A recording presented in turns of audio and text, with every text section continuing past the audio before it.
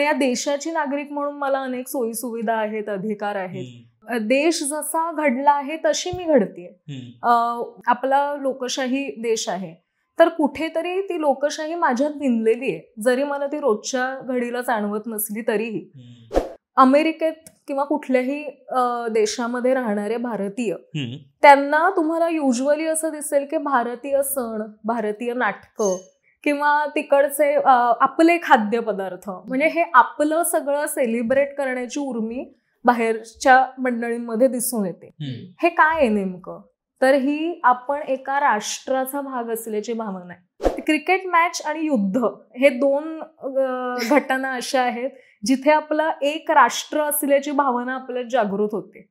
आणि मग सगळ्या जाती, धर्म, भाषा, वंश, प्रांत याच्या पलीकडे जाऊन आपण एक राष्ट्र म्हणून एकत्र येतो. तुम्ही कुठलाही देश घ्या जगातला, तर त्याच्यातही तुम्हाला काही समान घटक आढळतील. त्याच्यात इतिहास आहे, संस्कृती आहे, भाषा आहेत. आपण जरी आता भारताचं उदाहरण घेतलं तरी वेगवेगळ्या भाषा बोलतोय, पण तरीही काहीतरी एक समान सूत्र आहे जे आपल्याला बांधून ठेवतंय. आणि त्या सूत्राची अनुभूती म्हणजेच देश आहे.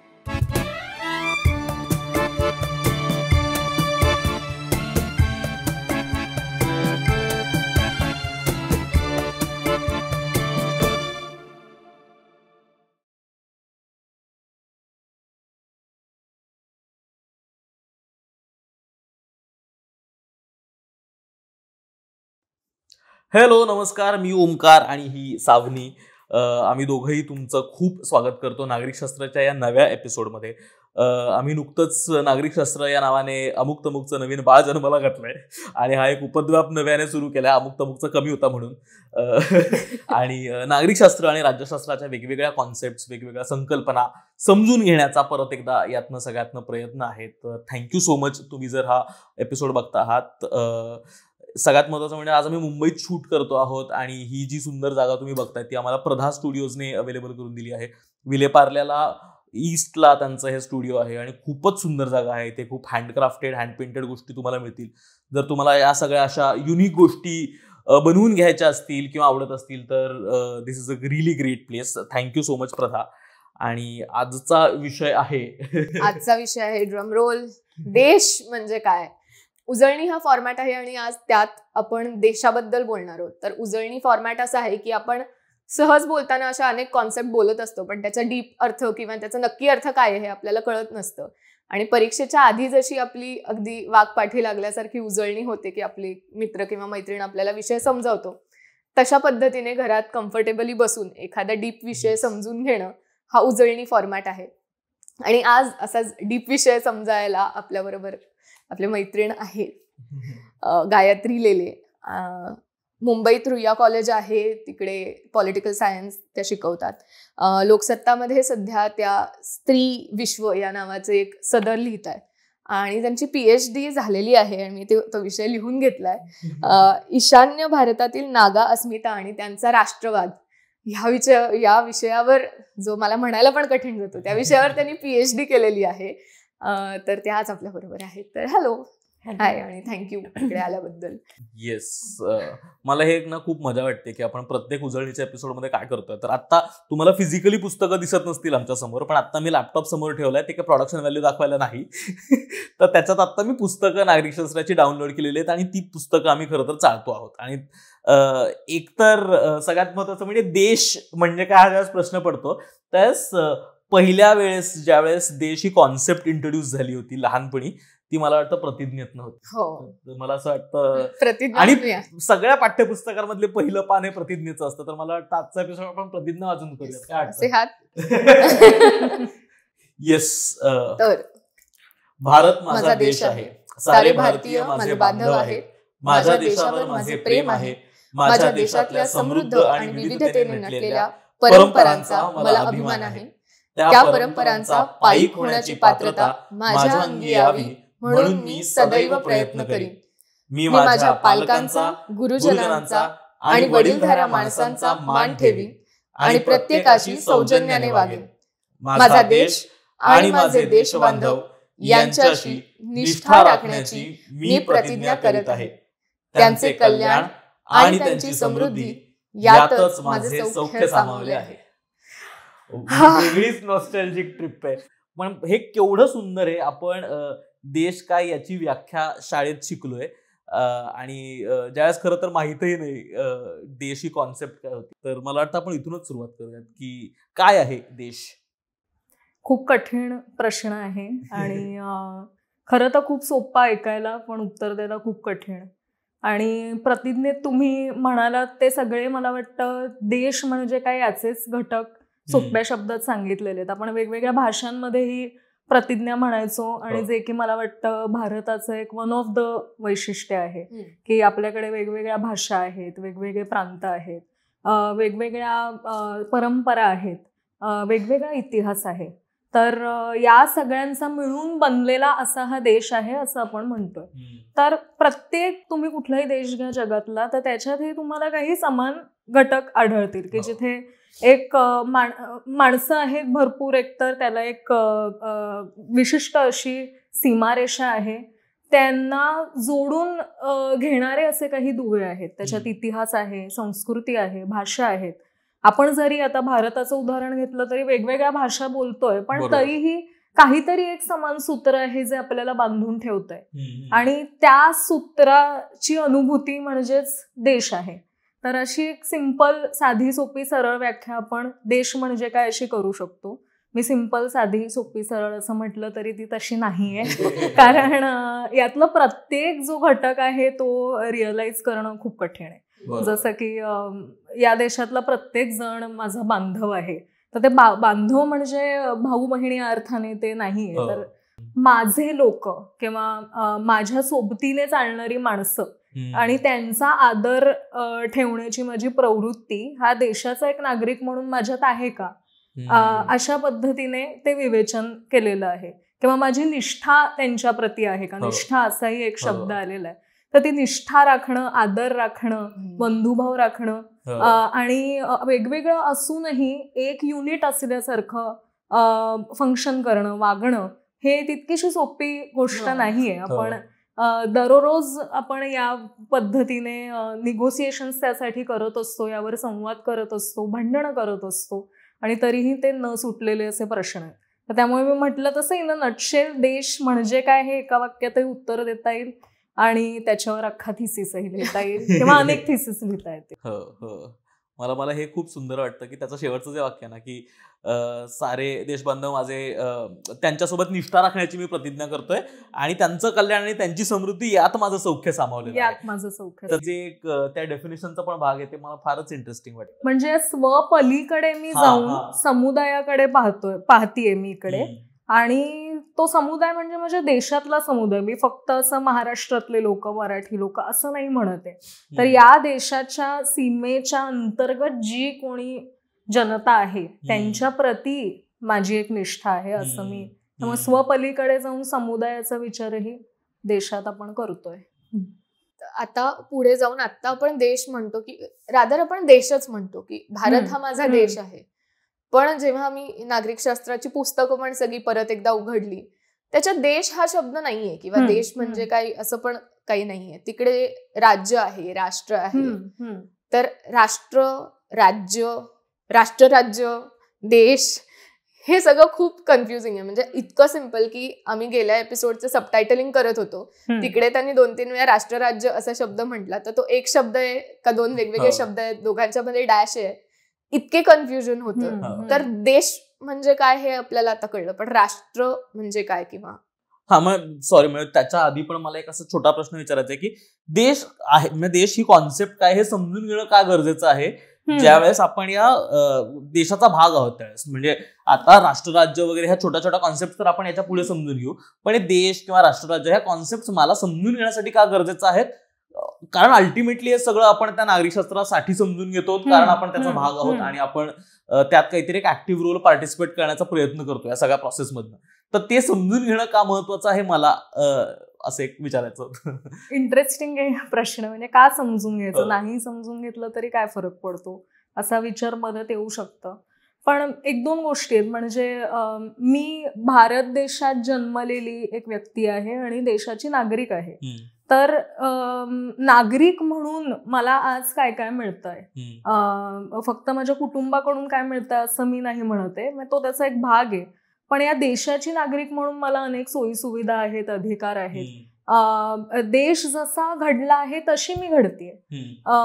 मी एक उदाहरण देऊन सांगते की आपला लोकशाही देश आहे, तर कुठेतरी ती लोकशाही माझ्यात भिनलेली आहे, जरी मला ती रोजच्या घडीला जाणवत नसली तरीही. तर आज उदाहरणार्थ असं म्हटलं गेलं फॉर एक्झाम्पल की मुलींसाठी एक ड्रेस कोड आहे देशात, सगळ्यांनी अंगभर साड्या नेसून फिरा. आपल्याला हे पहिल्यांदा ऐकता क्षणी असं वाटेल अरे काय आहे हे. आपलं दुसरं वाक्य असं असेल की हा तर लोकशाही देश आहे, आम्हाला जे काही वाटेल ते घालण्याची आम्हाला मुभा आहे. हा विचार आला कुठून, तर हा तो देश जसा घडला आहे, तिकडची व्यवस्था जशी आहे ती मी माझ्यात एक व्यक्ती म्हणून मुरवलेली आहे. त्यामुळे असे सगळे निर्बंध घालणारे निर्बंध आहेत किंवा असे काही जाचक नियम आहेत, त्याचा मला त्रास का होतो, कारण मी लोकशाही वातावरणात वाढलेले आहे. म्हणून मी म्हटलं तसं की अनेकदा असं होतं की आपल्याला हक्कांचं रिअलायझेशन क्रायसिसच्या वेळी होतं. ते रोजच्या घडीला नॉर्मल आयुष्य, कदाचित प्रिव्हिलेज्ड आयुष्य जगताना आपल्याला नाही ती जाणीव होत. ती जाणीव जेव्हा होते तेव्हा तो एक नागरिक म्हणून आपल्याला असा एक काय म्हणतात एक लाईट लागतो आपल्या डोक्यात. आणि तो का लागतो, तो कशामुळे लागतो हे अवलंबून आहे तुम्ही कुठल्या प्रकारच्या वातावरणात वाढलात, तुमचं सामाजिकीकरण, सोशलायझेशन कसं झालेलं आहे, तुम्ही काय बघत आलेला आहात आजूबाजूला, तर याचा तुमच्यावर कळत न कळत परिणाम होत असतो. त्यामुळे हा तुम्ही ज्या देशात राहत असाल त्याचा, त्यामुळे तो कसा घडला, त्याचा इतिहास जरी अगदी खोलात जाऊन नसेल माहिती तरीही ढोबळमानाने काय घटना घडून गेल्या, आपल्याकडे जी संस्कृती आहे ती कशी विकसित होत गेली, याचा त्यामुळेच आपल्याला एक बेसिक का होईना ज्ञान असणं खूप आवश्यक आहे. मला हे खूप इंटरेस्टिंग वाटतंय की या सगळ्यामध्ये म्हणजे देश का समजून घ्यायचा, तर तुम्ही स्वतःही कसे घडला आहात आणि स्वतः काय आहात, म्हणजे स्वतःला समजून घेण्यासाठी सुद्धा देश समजून घेणं. हो अर्थातच. येस, मला वाटतं आता आपण त्या राष्ट्र, राज्य आणि ज्या इतर कॉन्सेप्ट टेक्निकल गोष्टी एकदा आपण नीट त्या समजून एका शेलमध्ये ठेवूया आणि मग पुढे आपण बाकी. पॉलिटिकल सायन्स मध्ये आपण स्टेट, नेशन, नेशन स्टेट अशा वेगवेगळ्या संकल्पना वापरतो. स्टेट आपण म्हणतो तेव्हा त्याचं मराठी भाषांतर आहे राज्य, पण त्याला राज्य संस्था असं म्हणणं जास्त योग्य राहील. अनेकांचं कन्फ्युजन असं होतं की स्टेट म्हणजे अरे महाराष्ट्र, वेस्ट बेंगॉल, काय ओरिसा, ही पण स्टेट्सच आहेत, पण ती कॉन्स्टिट्युएंट स्टेट्स आहेत. या एक भारत म्हणून जे स्टेट आहे, जे राज्य आहे, त्याच्यातले हे छोटे छोटे युनिट्स आहेत. त्यामुळे त्याच्यात आपण कन्फ्युजन नाही केलं पाहिजे. आता हे स्टेट काय, तर मला वाटतं तुमच्या आधीच्या सेगमेंट्समध्ये याचा उल्लेख होऊन गेलाय की त्याचे 4 उजळणी करायची झाली तर 4 त्याचे कॅरेक्टरिस्टिक्स, वैशिष्ट्य आहेत. तर भूभाग आहे म्हणजे टेरिटरी, पॉप्युलेशन आहे त्याच्यात म्हणजे लोकसंख्या किती आहे हे आहे, सॉव्हरेनिटी आहे सार्वभौमत्व, आणि चौथा फॅक्टर म्हणजे गव्हर्नमेंट म्हणजे तुमचं तिकडचं शासन व्यवस्था. ही अपुरी व्याख्या आहे. त्यातले काय म्हणतात वादविवाद किंवा ते कुठून आलं वगैरे यावर आपण ओघाने स्पर्श करू, पण त्याच्या डिटेलमध्ये आपण जात नाही आहोत. तर दिस इज अबाउट स्टेट. पुढे जाताना राष्ट्र म्हणजे नेशन ही संकल्पना आहे. तर नेशन हे खूप जटिल अशी संकल्पना आहे, कारण ती स्टेटच्या पलीकडे जाते. स्टेटला 4 घटक आहेत आपण मगाशी पाहिलं, पण राष्ट्र ही संकल्पना त्याच्या पलीकडे जाणारी आहे. मी आता एक उदाहरण देते, जसं की अमेरिकेत किंवा कुठल्याही देशामध्ये राहणारे भारतीय, त्यांना तुम्हाला युजली असं दिसेल की भारतीय सण, भारतीय नाटकं, आपल्या भाषेतली नाटकं, आता त्याच्यात सुद्धा अस्मितांचे पदर असल्यामुळे मी अमेरिकेत राहून बंगाली नाटक नाही बघायला जाणार, पण अमेरिकेत राहून मराठी नाटक मात्र बघायला जाईल. किंवा तिकडचे आपले खाद्यपदार्थ, म्हणजे हे आपलं सगळं सेलिब्रेट करण्याची उर्मी बाहेरच्या मंडळींमध्ये दिसून येते. हे काय आहे नेमकं, तर ही आपण एका राष्ट्राचा भाग असल्याची भावना आहे. आपण भारतीय असणं हे भारतात न राहूनही त्यांनी जतन केलेलं आहे. म्हणजे काय केलंय, ते राज्याच्या पलीकडे गेले, म्हणजे सीमेच्या तर बाहेर आहेत, त्यांच्यावर काय शासन करणारं गव्हर्नमेंट सुद्धा आपलं गव्हर्नमेंट नाहीये, ते आपल्या टेरिटरीवर नाहीयेत. पण हे सगळं नसून सुद्धा ते भारतीय आहेत. कारण ते इमॅजिन करतायत असं की आपण भारताचा एक भाग आहोत. त्यामुळे लोकांचं नॅचरल, आणि हे खूप नॅचरल आहे, याच्यात मी चांगलं वाईट असं काही म्हणत नाहीये. तुम्ही कुठल्याही देशाचे कुठल्याही समुदायाचे असा, तुम्ही जेव्हा देशाच्या बाहेर जाता तेव्हा तुम्ही हे पाहाल की अरे आपल्यासारखं कोण आहे किंवा माझ्यासारखी अस्मिता बाळगणारं दुसरं कोणी आहे का. मग ते असेल तर मग मराठी लोकांचा एक ग्रुप होतो, तर मग बंगाली लोकांचा एक ग्रुप होतो, आणि त्यामुळे मग त्यांचं भारतीयत्व ते अशा पद्धतीने अधोरेखित करत राहतात. ते नुसतं सेलिब्रेट नाही करत, ते अधोरेखितही करतात. आम्ही भारतीय आहोत हे सांगत राहतात. तर त्यामुळे राष्ट्र हे, त्यामुळे मी म्हटलं it cuts across the boundaries. आणि एक बेनेडिक्ट अँडरसन नावाचा एक लेखक आहे, तो म्हणतो की राष्ट्र म्हणजे इमॅजिन कम्युनिटीज आहेत, कल्पित असा समुदाय. अजून एक उदाहरण देते. क्रिकेट मॅच असते आणि रंगात आलेली असते. आपण आपल्या लोकांना सपोर्ट करतो नो मॅटर व्हॉट, बरोबर. तर तिकडे प्रेक्षागृहात असलेल्या इतर प्रेक्षकांना आपण ओळखत नाही. आपण क्रिकेटर्सना ओळखतो, क्रिकेटर आपल्याला ओळखत नाही, तरी आपण आपल्या देशासाठी त्यांना सपोर्ट करतो. आपण विराट कोहलीला पर्टिक्युलरली नाही सपोर्ट करत, आपण त्या टीमला सपोर्ट करतो. आपला देश जिंकतोय अशी एक सार्वत्रिक भावना तिथे दिसते. तर क्रिकेट मॅच आणि युद्ध हे दोन घटना अशा आहेत जिथे आपला एक राष्ट्र असल्याची भावना आपल्यात जागृत होते, आणि मग सगळ्या जाती, धर्म, भाषा, वंश, प्रांत याच्या पलीकडे जाऊन आपण एक राष्ट्र म्हणून एकत्र येतो त्या त्या घटनांच्या वेळी. अर्थात हे फार क्षणिक असू शकतं किंवा तात्पुरतं असू शकतं, पण तरीही ती एक राष्ट्र म्हणून तुम्हाला जी एक भावना, एक फील जो असतो तो या दोन घटनांच्या वेळी येऊ शकतो. आणि हे फार इंटरेस्टिंग आहे. म्हणजे ज्यावेळेस देश म्हणजे ती क्रिकेट खेळणारी टीम जिंकते, जी खरं तर एक विशिष्ट खेळ खेळतीये, 10, 11, 12 लोकांची टीम, तर ती टीम नाही जिंकत, देश जिंकतो. आणि ज्यावेळेस ती टीम हरते त्यावेळेस देश हरतो आणि देशाची नाचक्की होते. तर ते त्या पद्धतीनेच आपण परसिव्ह करतो. तर it is not those 11 players playing, but अख्ख्या देशाची अस्मिता प्लेईंग. आणि त्यामुळेच वेगळ्या लोकांची तिकडे खूप अडचण होते. म्हणजे समजा मी एक बांगलादेशी असेन जी भारतात आता आहे, आणि आता बांगलादेश आणि भारताची मॅच आहे, तर आता मी कोणाला सपोर्ट केल्यावर मी एक राष्ट्रीय असल्याचं सिद्ध होईल. तर आता हा फारच ट्रिकी प्रश्न आहे. तर कदाचित मग तिकडे मला थोडीशी लबाडी करायला लागेल, म्हणजे मला काही वाटत असेल तरी.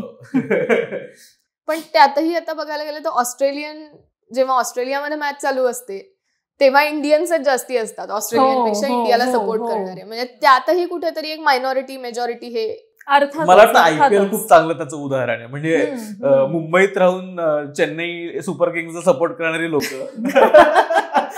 तर ते जे आहेत ते मला वाटतं सेम लाईन्स रांगडच आहे. पण म्हणजे ते आता त्याच्या परिघात आपल्याला एक वेगळा अभ्यास करायला लागेल. कारण धोनीला अदरवाईज सपोर्ट करणारे लोक तो त्यांच्या अपोजिट टीम मध्ये असला की दुसऱ्याच महिन्यात त्याला विरोध करत असतात. तर हे फार मजेदार आहे आणि हे ऑब्झर्व करायच्या घटना आहेत. म्हणजे ते असं कन्क्लुजन नाही त्यातनं एकच तुम्हाला काढता.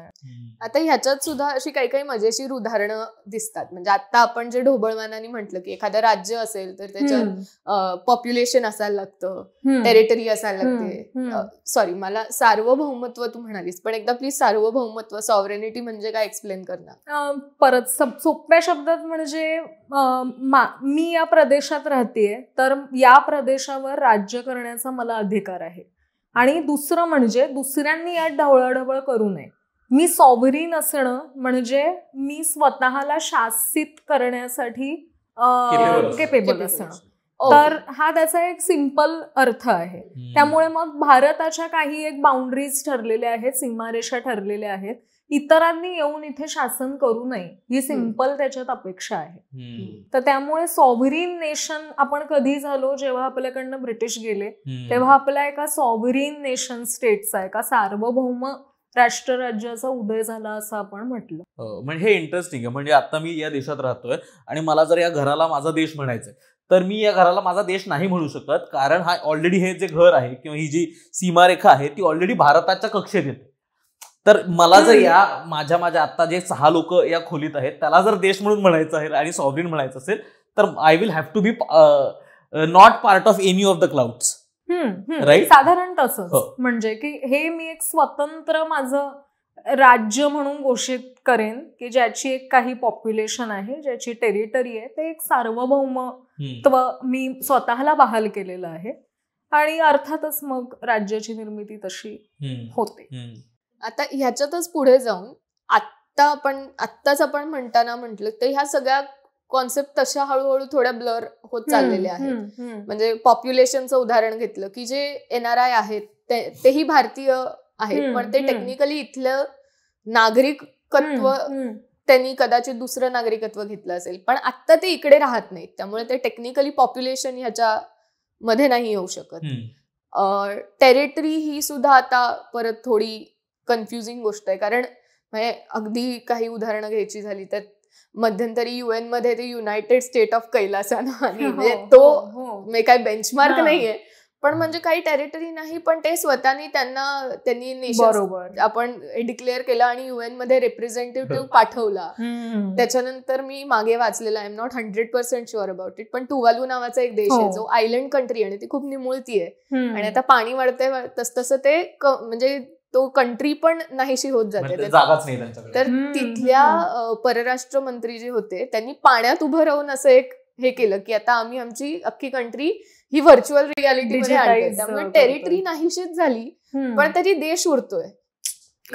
तर ही काय कॉन्सेप्ट आहे? म्हणजे याच्यात आपण परिघज देश असं बघायचं झालं तर ते आपण राष्ट्र असं म्हणू शकतो, नेशन म्हणू शकतो. म्हणजे तू म्हणतेस तसं आता त्या तुवालू देशामध्ये आता टेरिटरी कमी कमी होत चालली आहे, जमीन भूभाग कमी कमी होत चाललाय, पण तरीही एक राष्ट्र म्हणून जगण्याची उर्मी त्यांच्यात आहे. आता ही उर्मी कशामुळे येते तर काहीतरी त्यांना एक एकत्रितपणे एक संस्कृती आहे, काहीतरी एक शेअर्ड इतिहास आहे, तर तो त्यांना जतन करायचा आहे भलेही. आणि तुवालूचं खरंच खूप इंटरेस्टिंग आणि एका बाजूला आपल्यासाठी इंटरेस्टिंग पण खरं तर खूप भयावह ती केस आहे की जिथे देशाचा भूभाग दिवसेंदिवस पाण्याखाली जात चाललाय.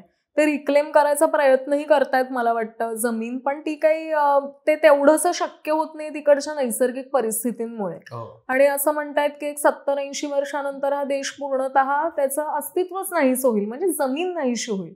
पण भावना नाहीशी होईल का? तर ती भावना नाही होणार नाहीशी, कारण काहीतरी एक धागा आहे जो सगळ्यांना बांधून ठेवतोय. जसं भारतीयत्व म्हणून काहीतरी आहे जे कदाचित एक्सप्लेन करता येणार नाही, पण आपल्या सगळ्यांना ते बांधून ठेवतंय. तसं त्या देशातल्या नागरिकांनाही बांधून ठेवणारं असं काहीतरी आहे जे जतन करायचा ते प्रयत्न करतात. आणि त्याच म्हणून ते जतन करण्यासाठी ते सगळं डिजिटाईज करण्याचा त्यांचा आता प्रयत्न चाललाय की जे काही तुमचा इतिहास आहे, सांस्कृतिक तुमच्या ज्या काही धारणा आहेत, चालीरीती आहेत, त्या सगळ्यांचं एक डॉक्युमेंटेशन, चांगलं दस्तावेजीकरण करणं हे त्यांना सध्या महत्वाचं वाटतंय. तर ते आता त्यांनी सुरू तर केलेलं आहे, पण मग लोक त्यावर सुद्धा खूप दुःख व्यक्त करतायत की केवळ सगळं व्हर्च्युअल करून आपण खरं जगू शकतो का? हे तर अर्थातच नाही जगू शकत. म्हणजे जर माणसं आज आपण एकत्र आहोत आणि बोलतोय एकमेकांशी, तर त्याची सर ऑनलाईन गोष्टींना येणार नाहीये. तर आत्ताची त्यांची चिंता हीच आहे की एक 70-80 वर्षानंतर आमच्या मुलांना आमच्या देशाबद्दल काय माहिती असेल. तर कदाचित फक्त फोटोमधनं, काही डॉक्युमेंट्समधनं ते माहिती असेल, कदाचित एक व्हर्च्युअल सफर पण आपण करू शकू, पण त्याला खऱ्या फिरण्याची, असण्याची सर कशी काय येणार? तर आणि नुसतं भूभाग जात नाही ना, तर त्याच्याबरोबर इतर सगळ्या गोष्टी लुप्त होतात. तर तुमची ऐतिहासिक प्रतीकं लुप्त होतात, तुमचं भाषा लुप्त होतात, जर तुम्ही तुमच्यासारख्या लोकांना भेटणं ही माणसाची नैसर्गिक गरज आहे, ती गरज जर भागली गेली नाही तर तुम्ही कायमच अस्वस्थ किंवा अपरिपूर्ण आहात असं तुम्हाला वाटत राहू शकतं. तर ती मानवी गरज सुद्धा फुलफिल करायची कदाचित त्यांच्या ताकद उरणार नाही. तर हे खरं तर खूप दुःखद उदाहरण आहे की असं काहीतरी क्लायमेट चेंजमुळे असं काहीतरी होतंय की एक देशच पूर्ण पृथ्वीच्या नकाशावरून जाईल. ह्याच्यातच एक अजून ऍडिशन म्हणून आता तू कधी इंस्टाग्राम किंवा कुठे एक हॅशटॅग सर्च केलायस, हॅशटॅग ABCD. त्याचा अर्थ आहे अमेरिकन बॉर्न कन्फ्यूज देसीज. म्हणजे म्हणजे ज्यांचा जन्म अमेरिकेत झालाय, ज्यांचे आई वडील पण खूप काळापासून अमेरिकेत राहत आहेत, जे पूर्ण वागण्या बोलण्याला शिकण्याला सगळ्याला ते अमेरिकन आहेत, पण ते कन्फ्युज आहेत कारण ते दिसायला त्यांच्यातल्या काही गोष्टी अशा आहेत ज्या देशी आहेत, म्हणजे ज्या भारतीय आहेत किंवा भारतीय उपखंडातल्या आहेत. खरंच आहे. तर हे आहे की तुमची आयडेंटिटी हळूहळू किती ब्लर होत जाते किंवा ब्लर होत जाते किंवा अधोरेखितही होत राहते. म्हणजे आता समजा मी मराठी असेन तर माझ्यातलं मराठी पण जात नाही ना कुठे. म्हणजे भारतीयत्व तर नाहीच जाते कुठे, पण मी कितीही अगदी वेगळ्या भाषा शिकले, वेगळा ऍक्सेंट पकडला तरी कुठेतरी मराठीची झाक तर येणार आहे. तर तुम्हाला पूर्णतः असं काहीच मागे टाकता येत नाही तुम्ही कितीही प्रयत्न केलात तरी. त्यामुळे कदाचित तेही मी मगाशी म्हटलं तसं एका क्रायसिसच्या वेळेला ते लक्षात येत असावं. म्हणजे हे जे ABCD पॉप्युलेशन आहे त्यांना आपण भारतीय आहोत याचा असा कधीतरी अचानक साक्षात्कार होईल जेव्हा त्यांना कदाचित त्यांच्या वर्णावरून, भाषेवरून, रंगावरून हिणवलं जाईल किंवा त्याच्यावर आधारित डिस्क्रिमिनेशन होईल, जे होतं इतर देशांमध्ये. अर्थात त्याचं प्रमाण आता वर्षानुवर्ष कमी कमी होत चाललंय कारण आपली स्थलांतर करून जाणारी जनताही वाढत चाललेली आहे. परंतु तुम्ही वेगळे आहात हे जर कोणी सांगितलं पटकन तर तुमच्यातली ती अस्मिता अधोरेखित होते, बाहेर येते आणि तुम्ही ती अधिक ऍसर्ट करायला बघता. कशाला आणि बाहेर जायचं? आपल्या देशातच वेगवेगळ्या वंशाची लोक आहेत. नॉर्थ ईस्टचे लोक जेव्हा वेगवेगळ्या शहरांमध्ये, आपल्या मुख्य प्रवाही म्हणाव्या अशा शहरांमध्ये येतात तेव्हा त्यांनीही वर्षानुवर्ष त्यांच्या वेगळं असण्यावरून त्रास भोगलेला आहे. तर आता ते तर या देशाचेच भाग आहेत, परंतु या देशाला काहीतरी एक डॉमिनंट अशी एक वंश त्याचा आहे, रेस आहे किंवा एक भाषा आहे. या धारणा आपल्या देशात आपल्या सगळ्या लोकांमध्ये इतक्या पक्क्या बसलेल्या असतात की त्याच्यापेक्षा वेगळ्या लोकांना मग त्रास होऊ शकतो. म्हणजे त्या नॉर्थ ईस्ट मधल्या भाषा तर आपल्यापेक्षा खूप वेगळ्या आहेत, त्यांचा वंश वेगळा आहे, रंग कदाचित वेगळा आहे. तर ते मुख्य प्रवाही भारतीय म्हणून आपण सहन करू शकतो का? हा भारतातच जर प्रश्न असेल तर इमॅजिन स्थलांतरित समूहांना जगभरात काय काय सहन करावं लागत असेल. मला आता ते हे फारच इंटरेस्टिंग वाटतं की कसं, म्हणजे ज्यावेळेस मी भारतीय असतो त्यावेळेस मी मराठी पण असतो, मी महाराष्ट्रीयन पण असतो आणि मी भारतीय पण असतो. त्याच्यामुळे माझी मराठी अस्मिता ती कायमच असते, पण ती कधीच म्हणजे ती कायम it can clash between Marathi अस्मिता आणि बंगाली अस्मिता, पण आपल्या सगळ्यांची भारतीय अस्मिता कधीच क्लॅश करत नाही. तर म्हणजे इतर देशांच्या बाबतीत जिथे इतकी डायव्हर्सिटी नाहीये, इतके कल्चरल डिफरन्सेस नाहीये आणि इतक्या वेगवेगळ्या भाषा नाहीयेत, तिथे त्या लोकांचं सिमिलर कल्चर, सिमिलर बॅकग्राऊंड आणि त्या सगळ्यांना देशाप्रतीची एका राष्ट्रीयत्वाची भावना असणं मी समजू शकतो. पण आपल्याकडे एवढी डायव्हर्सिटी असताना मग ते कसं मॅनेज होतं? कारण हे खूपच आहे ना. म्हणजे मला जर आता माझी मराठी अस्मिता माझ्या राष्ट्रीय अस्मितेच्या वरती गेली आणि मग ते काहीतरी क्लॅश झालं किंवा इतर लोकांच्या त्यांच्या प्रादेशिक अस्मितांच्या पुढे ते जायला लागलं, तर ते कसं, म्हणजे भारतासारख्या देशाबद्दल आपण बोलतो ना, ते कसं नेशन स्टेटची कॉन्सेप्ट अडॅप्ट करतो देश? तू हा आता परत एक थिसिस लिहिण्याच्या तोडीचा प्रश्न विचारलाय. चांगला प्रश्न आहे आणि पुन्हा त्याला एक उत्तर नाहीये. पण आता आपण स्वतःचा जरी विचार केला तरी या अस्मितांचे वेगवेगळे पदर माझ्यात आहेत. म्हणजे मी मराठी आहे, मी स्त्री पण आहे, मी कुठल्या तरी एका जातीमध्ये मोडते, माझा कुठला तरी एक धर्म आहे, माझा कुठला तरी एक आर्थिक वर्ग आहे. बघता बघता आपण जनरल बोलतोय तरी एक 5-6 घटक आले आणि मग हे सगळं घेऊन मी भारतीय सुद्धा आहे. तर आता ही भावना माझ्यात रुजवतोय कोण? तर पुन्हा आपण चर्चेकडे येऊ आपल्या ओरिजिनल, की हे स्टेट करतंय. आता मी हे कसं हे उलगडून सांगते की जसं की स्टेट हे वेगवेगळी प्रतीकं निर्माण करतं भारतीयत्वाची. आता ती प्रतीकं कुठली आहे? तर आता 26 जानेवारी येतोय, रिपब्लिक डे. 15 ऑगस्ट आणि 26 जानेवारी हे साजरे करणं एखाद्या या राज्यासाठी अत्यंत महत्वाचं आहे, कारण ती भारतीयत्वाची भावना आपल्यात जागृत करण्यासाठी हे 2 दिवस आपल्याला उपयोगी पडतात. तर ही एक प्रतीक आहे. तर आपण काय म्हणतोय तेव्हा की आम्ही सगळे एकत्र आहोत, आम्हाला एकत्रितरित्या स्वातंत्र्य मिळालेलं आहे, एखाद्या दिवशी आम्हाला एकत्रितपणे संविधान बहाल करण्यात आलेलं आहे. तर आम्ही कुठल्याही जात वर्ग धर्म भाषेचे का असेना आम्हाला एकत्र येण्यासाठी हे कारण आहे. तर मी प्रतीक निर्माण करण्याच्या प्रक्रियेबद्दल बोलते की हे 2 दिवस आपल्या देशासाठी हे का महत्वाचे आहेत, कारण again it is cutting across all the boundaries and differences आणि सगळ्या लोकांना एकत्र येण्यासाठी स्टेट कारण देत आहे. आता मग वेगवेगळी त्याची आता झेंडा उदाहरणार्थ हेही एक प्रतीक आहे. तर सगळे तुम्ही पुन्हा आपल्यातले फरक बाजूला ठेवून तुम्ही कशाकडे पाहताय, तुम्ही तिरंग्याकडे पाहताय आणि सगळ्या लोकांमध्ये एकमत, किती आपल्यात मतभेद असेल तरी एकमत हे होईल कदाचित की हा तिरंग्याचा अपमान करू नका किंवा राष्ट्रगीताला उभे राहा. आता राष्ट्रगीत आणि तिरंगा ही प्रतीकं आणि त्याला सन्मान देणं ही सवय ही दोन्हीही आपल्यात रुजवलं कोणीतरी, या भारतीय राज्यसंस्थेने आपल्यात रुजवलं. पुन्हा मी याच्यात चांगलं वाईट बरं असं काही म्हणत नाहीये, पण मी ही प्रक्रिया सांगते की भारतीयत्व तुझ्यात कुठून येतंय, तर हे या प्रतीकांमार्फत सुद्धा येतंय कुठेतरी. तर आणि पुन्हा आपल्या संविधानाला आपण विसरून चालणार नाही, कारण पुन्हा त्याच्यात सुद्धा वेगवेगळ्या समुदाय आहेत हे मान्य केलेलं आहे. एकतर भाषिक वांशिक त्यांच्या वेगळ्या डिमांड्स आहेत, वेगळ्या एस्पिरेशन्स आहेत, हेही मान्य केलंय.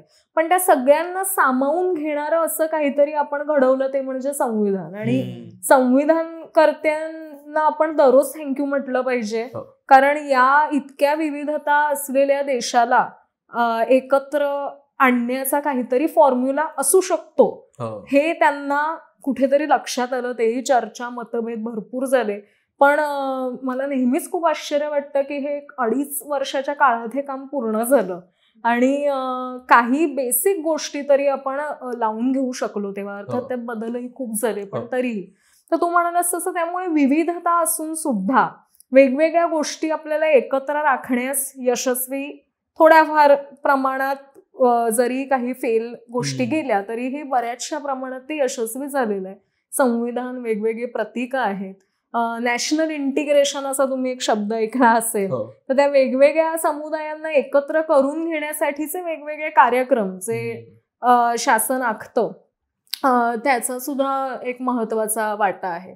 आता या सगळ्यात कधी भांडणं विरोध झालेच नाहीत का, तर तसं नाहीये. तर हा देश जेव्हा घडवला जात होता एक देश म्हणून, तेव्हा अनेक समुदाय असेही होते ज्यांना या देशात यायचं नव्हतं.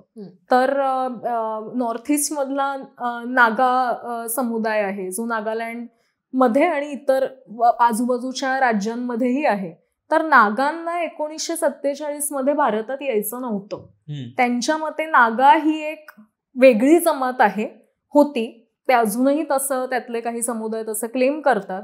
आणि भारत या अस्मितेशी किंवा भारतीय अस्मितेशी असं त्यांचा काहीही संबंध नाही, ते त्यांच्यात मोडतच नाहीत असं त्यांचं म्हणणं होतं. आणि ते इथपर्यंत गेलं होतं की त्यांना एक स्वतंत्र नागा राष्ट्र हवं होतं, भारतापासून वेगळं. त्यांना ना पाकिस्तानात जायचं होतं, ना कुठल्याही देशासोबत त्यांना विलीन ॲज सच व्हायचं होतं, त्यांना स्वतंत्र राहायचं होतं.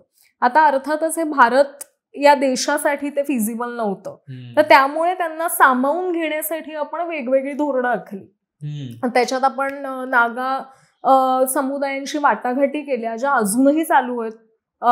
आणि दुसरं आपण केलं ते म्हणजे तुम्ही ऐकलं असेल arm forces special powers act AFSPA, ज्याने मिलिटरी कायदा आपण लागू केला जम्मू काश्मीरमध्ये आणि नॉर्थ ईस्टमध्ये सुद्धा. आणि त्याचा मूळ उद्देश, आता आफ्स्पावर सुद्धा वेगवेगळे वादविवाद आहेत, त्याच्यातही अनेक बदल झालेत, पण मूळ त्याचा हेतू काय आहे की या भांडणाऱ्या समुदायांना जे कधीही देशापासून निराळे होऊ शकतात त्यांना एकसंध आपल्याला राखायचंय. मग त्याला 2 मार्ग त्यांनी पत्करले. एक म्हणजे वाटाघाटी, शांततेचा मार्ग, ज्याने ते या समुदायांना आपलंसं करून घेऊ शकतात. आणि दुसरा म्हणजे बळाचा वापर. तर बळाचा वापर हे पण स्टेटचं वैशिष्ट्य आहे. तर आपण व्हायलन्सचा अधिकार दिलेला आहे स्टेटला, त्यामुळे पोलीस, आर्मी हे नेहमीच बरोबर असतात ही भावना सुद्धा स्टेट आपल्यात रुजवतं. आता त्याच्यात बदल हळूहळू होत आहेत, लोक त्या विरुद्धही बोलायला लागलेत. आफ्स्पालाही खूप विरोध झाला नॉर्थ ईस्ट मधून एस्पेशली, तर आता तो कमीही करण्यात आलाय. तर त्याला पब्लिक प्रेशर खूप महत्वाचं होतं की आर्मी हे नेहमीच खूप चांगल्या रीतीने तिकडे काम करते असं नाही, काही चांगल्या गोष्टी असतीलही, पण बऱ्याचदा मानवी अधिकारांचं उल्लंघन तिथे झालं होतं. त्याच्या बऱ्याच केसेसही झाल्या ज्या तुम्हाला इंटरनेटवर पाहायला मिळू शकतात. आणि त्यामुळे आता हळूहळू परिस्थिती तिकडच्या अर्थात सुधारणा झाली आणि आता हळूहळू कुठेतरी आपण तो कायदा कमी केलेला आहे. तर अशा पद्धतीने स्टेट हे नेशनला एकत्र आणण्याचं किंवा लोकांमध्ये भारतीयत्व जागृत ठेवण्याचं आणि आपण या भारत नावाच्या देशाचा भाग आहोत ही भावना त्यांच्यात रुजवत ठेवायचं काम करतं. यालाच एक ॲडिशनल असा प्रश्न असेल की म्हणजे आता तो एक व्हिडिओ खूप गाजतोय न्यूझीलंड मधला, ती यंगेस्ट MP जी झालेली आहे ती त्या हाका वॉर चॅन्ट करते आणि तर त्याच्या खाली एक खूप भारी कमेंट होती की त्यांनी एका माणसाने विचारलेलं, sorry I am not from New Zealand, I don't speak the language, हे नक्की काय चाललंय किंवा व्हॉट इज दिस. तर त्याच्यावर एक कोणीतरी खूप छान कमेंट केलेली की this is something which means everything to some people and which means nothing to other people. हे आता जे आहे अशा काही गोष्टी असतात जे भारतीय म्हणून आपलं सर्वस्व असतं आणि कदाचित त्या अशा गोष्टी असतील ज्या भारतातल्याच काही घटकांना ते काही वाटतच नाही किंवा त्याचं काही.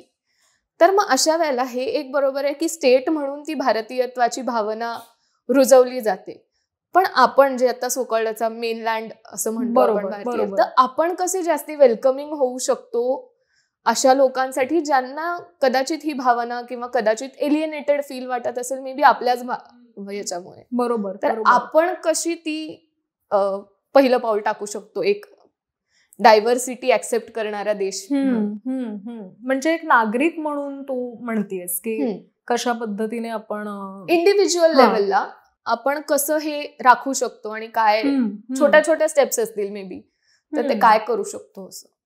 पहिल्यांदा तर मला असं वाटतं आपला देश हा विविधतेने नटलेला आहे असं जे प्रतिज्ञित वाक्य आहे ते खऱ्या अर्थाने आपल्याला समजून घ्यायची नितांत गरज आहे. म्हणजे हा देश कधीही एका धर्माचा नव्हता, या देशात कधीही एक भाषा बोलली गेली नाही, इथे एकाच पद्धतीची लोक राहिली नाहीत आणि त्या सगळ्यांना समान इतिहास नव्हता.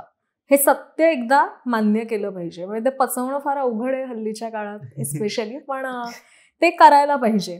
तरच आपण दुसऱ्यांप्रती किमान ओपन अप व्हायला सुरुवात होईल आपली.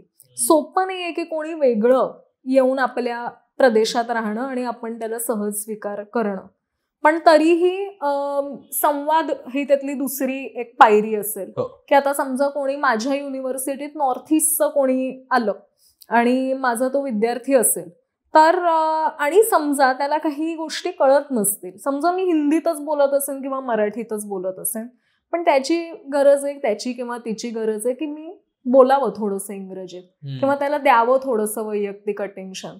तर एक शिक्षक म्हणून म्हणजे मी जिथे कुठे आहे त्या पोझिशनवरनं मी त्या ज्या मला कळतंय की जिथे अडचण आहे तिथे मी एक रीच आउट व्हायचा प्रयत्न केला पाहिजे. आता त्यामुळे वेगळ्या अस्मितांची भीती बाळगली नाही पाहिजे अनलेस अँड अंटिल तुम्हाला डिरेक्ट काही थ्रेट दिसत नाही तोपर्यंत.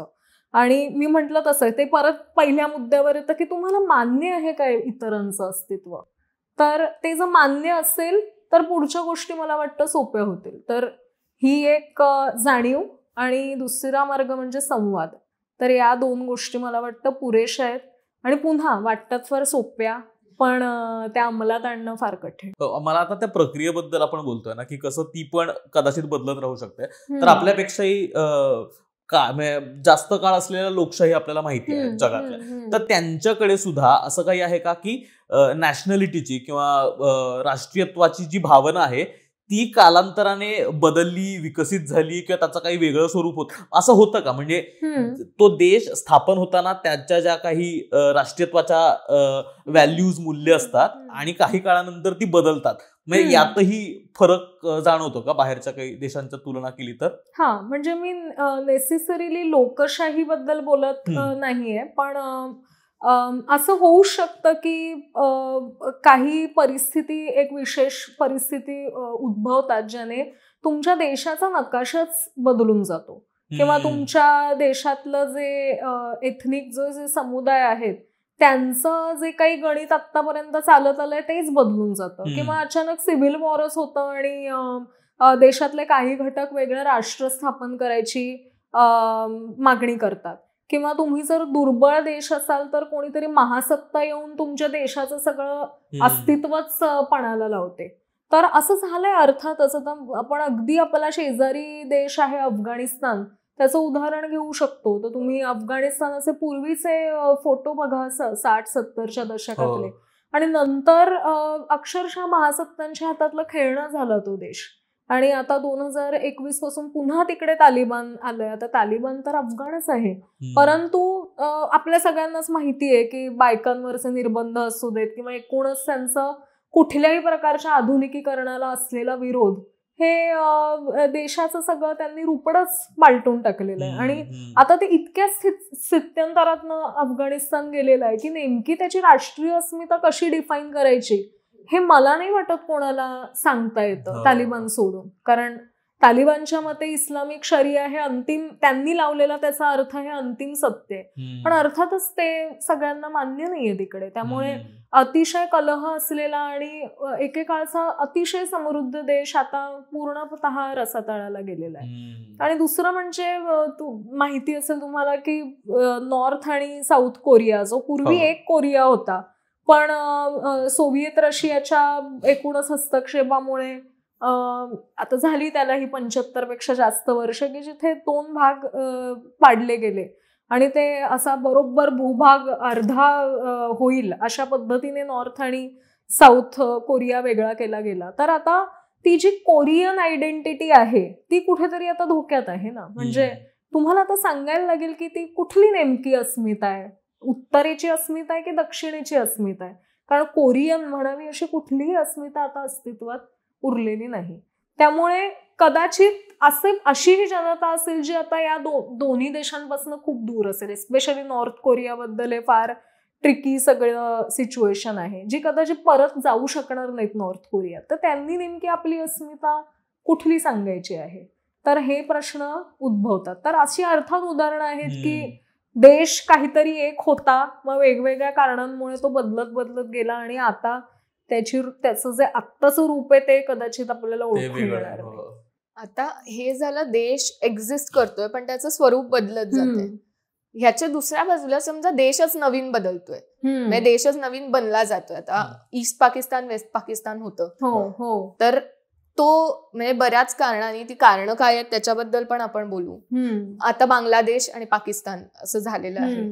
तर ती देश नवीन बनण्याची प्रोसेस काय असते आणि ती काय काय कारणांनी नवीन देश बनला जातो किंवा आणि आपण आता त्या अस्मितेबद्दल पण बोलत होतो, म्हणजे सॉव्हरेनिटी बद्दल पण बोलत होतो. तर ते कसं ठरवलं जातं, म्हणजे कोण ठरवतं ते, त्याची प्रोसेस काय असते, काय काय गोष्टींचा विचार केला जातो त्या गोष्टी ठरवताना, की त्या जे ऑलरेडी सेंटिमेंट मध्ये आहेत त्याच गोष्टी पिकअप केल्या जातात आणि ते काहीतरी त्यांची प्रतीकं बनवली जातात. ती प्रतीकं डिराईव्ह कुठून होतात, ती त्या देशांसाठीची किंवा ज्याच्यासोबत आपण कनेक्ट करू शकू इमोशनली. आता पुन्हा तुम्ही खूप कठीण प्रश्न परत विचारताय, पण तरीही देश हा नेहमी घडवलाच जातो. म्हणजे कदाचित माझं हे उत्तर फार कॉन्ट्रोवर्शियल ठरू शकतं, कारण पण हा पॉलिटिकल सायन्स मधला एक जुना वाद आहे की पहिल्यांदा स्टेट येतं की पहिल्यांदा नेशन येतं, म्हणजे पहिल्यांदा राज्य येतं की ही राष्ट्र नावाची भावना येते. तर काही लोक म्हणतात की पहिल्यांदा राज्य येतं, म्हणजे भारत नावाचा देश तुम्ही आधी डिफाईन केला पाहिजे, मगच मला भारताविषयी काहीतरी वाटेल ना.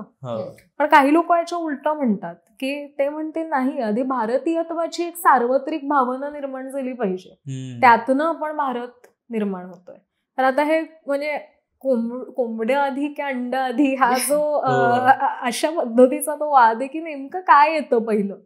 तर त्याला असं डेफिनेट, त्यामुळे एकच उत्तर नाही देता येणार. प्रत्येक राष्ट्र राज्याची घडण वेगळी आहे आणि वेगवेगळ्या कारणांमुळे ते निर्माण झालेले आहेत. अर्थातच त्याच्यात सुद्धा पश्चिमे वेस्टर्न देश आणि पश्चिमी राष्ट्र नसलेले देश असे त्याच्यात क्लिअरली 2 विभाग पडतात.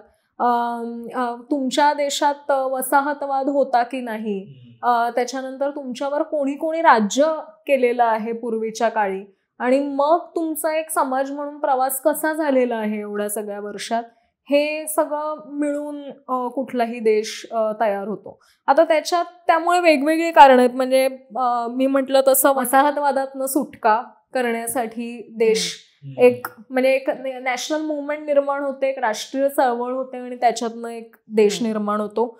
दुसरं म्हणजे तुमच्या प्रादेशिक सगळ्या अस्मिता, वांशिक, धार्मिक, लिंग्विस्टिक या सगळ्या प्रकारच्या अस्मिता त्या तुम्ही अधोरेखित करत राहून एका भूभागावर स्वतःचा हक्क सांगता, तर त्यामुळे सुद्धा देश निर्माण होतो. किंवा मी मगाशी उदाहरण दिलं तसं कुठल्या तरी महासत्तेच्या हस्तक्षेपामुळे तुमच्या देशाचा पूर्ण नकाशाच बदलून जातो, तर आणि विभाजन होतं देशाचं. तर तशीही उदाहरणं आपल्याला पाहायला मिळतात. किंवा एक सोव्हिएत रशियाचं उदाहरण आपण कदाचित घेऊ शकतो, जिथे तो एक एकसंध एवढा मोठा प्रदेश होता, त्याचं हळूहळू विघटन होत छोटे छोटे प्रदेश निर्माण झाले. तर असंही होऊ शकतं. त्यामुळे मी म्हटलं तसं त्याला एक कारण नाहीये. आता आपण भारतापुरतं बघायचं झालं तर मी म्हटलं तसं की आपण हा देश घडवला, की जिथे आपण पुन्हा संविधानकर्त्यांना आणि नंतर वल्लभभाई पटेलांसारख्या व्यक्तीला आपण खरंच खूप धन्यवाद दिले पाहिजेत की त्यांनी वेगवेगळी इकडे संस्थानं होती, 500हून अधिक संस्थानं होती, त्यांचा मिळून एक देश त्या वाटाघाटी होत्या, बरोबर. तर त्या वाटाघाटी यशस्वीपणे करून या सगळ्या लोकांना एकत्र त्यांची मोड बांधणं हे अनइमॅजिनेबल काम आहे जे त्यांनी त्या काळात केलं. अर्थात त्यात अडचणी आल्या. काश्मीर, मणिपूर किंवा जुनागड ही वेगवेगळी जी संस्थानं आहेत ती सहजरित्या आपण हैदराबाद झालं तर त्यांना आपण सहजरित्या आपल्यात आणू नाही शकलो. आता मी पण म्हणताना आपल्यात असं म्हणते, पण तरी सुद्धा आपण ते मोर ऑर लेस यशस्वीपणे केलं. आता त्याच्यात सुद्धा काही अनरिझॉल्ड इश्यूज राहिले, जसं काश्मीरचा प्रश्न आपला बराच काळ भिजत घोंगडं राहिला, किंवा नॉर्थ ईस्ट बाबत काय करायचं हे प्रश्न राहिले. तर प्रश्न तर उरणारच, म्हणजे ते काय असं कारण गणिती फॉर्म्युला लावून हे सगळं घडलेलं नाहीये. परंतु तरीही बऱ्यापैकी गरीब अशिक्षित असलेल्या जनतेला सोबत घेऊन अशा प्रकारचे करार करून हा एकत्र देश बांधणं, हा जो मी मगाशी म्हटलं तसं आत्ता कल्पनाही करता येणार नाही असा टास्क होता, तो त्यांनी पूर्वी केला. तर असा हा आपला देश घडला. त्याच्यात अपूर्णता राहिल्या, त्याच्यात दोष राहिले, परंतु तो घडला आणि we should be thankful to them every day. हे आता ऐकताना असं वाटतं आपण किती गृहीत धरतो की जे आता परत हे झालं की भारत माझा देश आहे हे गिवन आहे. म्हणजे किंवा मी एक मागे स्टोरी वाचलेली, एक रशियन कॉस्मोनॉटची स्टोरी होती की जो तिकडे त्यांच्या जे स्पेस स्टेशनवर गेला तेव्हा युएसएसआर हा देश होता आणि तो स्पेसमध्ये असताना सगळ्या राजकीय घडामोडी घडल्या. तर मग तो उतरताना तो एका देशातनं गेला. किंवा टॉम हँक्सचा टर्मिनल फिल्म आहे ज्याच्यात तो जेव्हा तिकडे जातो तेव्हा त्याचा देश असतो आणि तिकडे पोहोचल्यावर असं होतं की अरे देशच नाहीये. त्यामुळे जेव्हा भारत माझा देश आहे हे आपण असं सहज म्हणतो तेव्हा त्याच्या मागे किती गोष्टी, किती लेयर्स, किती ग्रेटफुल वाटण्यासारख्या गोष्टी आणि किती इतिहास आहे. हे देश ही खूपच लोडेड गोष्ट आहे. खरंच सोपी नाहीये. Yes, thank you. एकतर इतक्या सोप्या पद्धतीनं देश, राज्य, राष्ट्र या सगळ्या कॉन्सेप्ट समजावून सांगितल्याबद्दल मला खूप मजा आली. मला नाही वाटत मी एवढी मजा या कॉन्सेप्ट रिलेटेड कुठल्याही कॉन्व्हर्सेशन्समध्ये केली. तर खूप खूप खूप थँक्यू त्यासाठी. आम्ही आता ऑनेस्टली 2 मिनिटं ब्रेक घेतला होता आणि आम्ही विचार करत होतो की एंड कशावरती करूयात वगैरे, आणि आम्ही परत नागरिकशास्त्राची पुस्तकं चालली आणि आम्हाला खरंच एवढ्या सोप्या पद्धतीत कुणीतरी देश, राज्य, राष्ट्र या संकल्पना समजावून सांगेल असं आम्हाला त्या अर्थाचं काहीच सापडलं नाही. किंवा देश म्हणजे काय असा धडा कुठेच नाहीये, राष्ट्र म्हणजे काय असा धडा आम्हाला तरी कुठच्याच पुस्तकात नागरिकशास्त्राच्या सापडला नाही. कारण मे बी असं असेल की it is not something to be learned, ते वाटून घ्यायचं असतं, ते फील करायचं असतं. तर त्याच फिलिंग सकट. येस, आणि त्यामुळे आज इतकं बरं वाटतंय की आपण नागरिकशास्त्रात खरंच ज्या पुस्तकामध्ये मिस केलेल्या गोष्टी आहेत त्या कॉन्सेप्ट समजण्याचा या सगळ्यातनंच प्रयत्न करतोय. तर आम्हालाही त्या थोड्या जास्त समजून घेण्याचा प्रयत्न करता आला, त्या थोड्या काही अंशी समजल्या असं वाटतंय. तर thank you so much for it. तुम्ही हा एपिसोड बघता आहात. परत एकदा प्रधाला थँक्यू, त्यांनी ही जागा अवेलेबल करून दिली. विलेपार्ले ईस्टला ही जागा आहे. हँडमेड हँडक्राफ्टेड प्रॉडक्ट्स आहेत त्यांचे, तुम्ही इथे येऊन चेक करू शकता. आणि येस, थँक्यू सो मच. तुम्ही नागरिकशास्त्रावर जे प्रेम करताय, आणि थँक्यू एवढंच.